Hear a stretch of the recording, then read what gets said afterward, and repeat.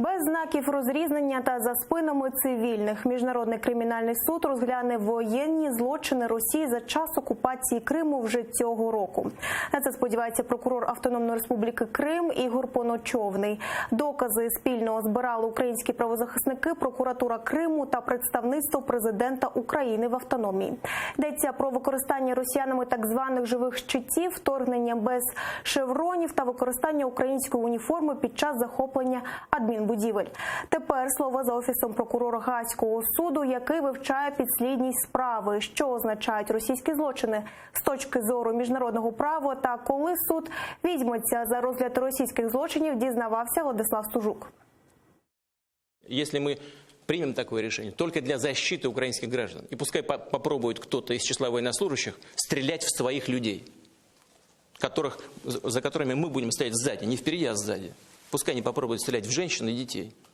Слова президента Росії Владимира Путіна тоді, в березні 14-го, явка з повинною. Однак для тих, хто бачив захоплення зеленими чоловічками українських військових частин, цинізм окупантів не новина.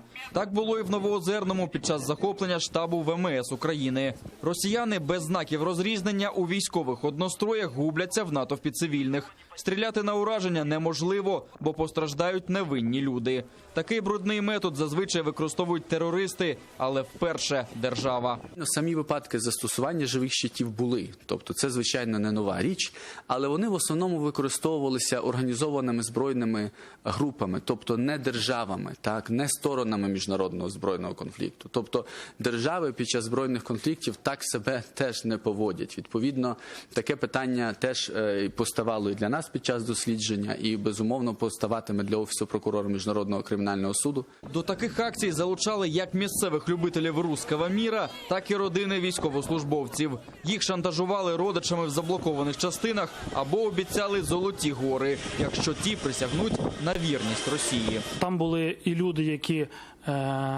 були зацікавленими у захопленні об'єктів, і люди, які були щиро зацікавлені в тому, щоб зберегти життя своїм рідним, близьким, своїм друзям. Але, звичайно, це все охоплюється складом злочину, це все дії, які підтверджують взагалі весь цинізм, за допомогою якого Російська Федерація і їхні прибічники на той час в Криму окупували Крим. Так званий живий щит – воєнний злочин. Використовувати цивільних для здобуття військової переваги прямо забороняє міжнародне гуманітарне право. Справою зацікавились в кримінальному суді ООН. Там з подібним цинізмом ще не стикались, бо випадків живого щита з цивільних не було з часів Другої світової війни. Ті дії, які вчиняла Російська Федерація під час захоплення військових об'єктів з використанням цивільного населення, це воєнний злочин відповідно до Римського статуту, це і серйозне порушення норм міжнародного гуманітарного права. Цим діям однозначно буде надана оцінка. Перший крок для цього вже зроблений спільно з вищеназваними мною правозахисними організаціями. В минулому році ми подали інформаційне повідомлення до Міжнародного кримінального суду, де якраз про ці всі факти було зазначено. В щорічному звіті прокурора Міжнародного кримінального суду ці порушення були відображені як ті, які вивчаються прокурором Міжнародного кримінального суду. Крім живого щита, прокуратура Криму зібрала й інші факти воєнних злочинів для позову. Зокрема, вторгнення без шевронів та перевдягання в уніформу українських правоохоронців та військових для проникнення в адмінбудівлі. Ми знаємо, що так приблизно 200 тисяч осіб перемістилися з Росії в Крим, і Росія всіляко стимулює такі переміщення.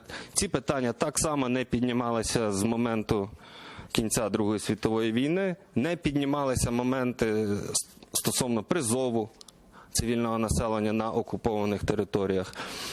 Тобто всі ці нюанси, вони фактично у сучасній історії будуть вивчатися судами вперше. Зараз всі ці матеріали досліджують в Офісі прокурора Міжнародного кримінального суду. А розгляд справи можуть розпочати вже цього року. Владислав Стужук, Алі Карімов, Заман, АТР.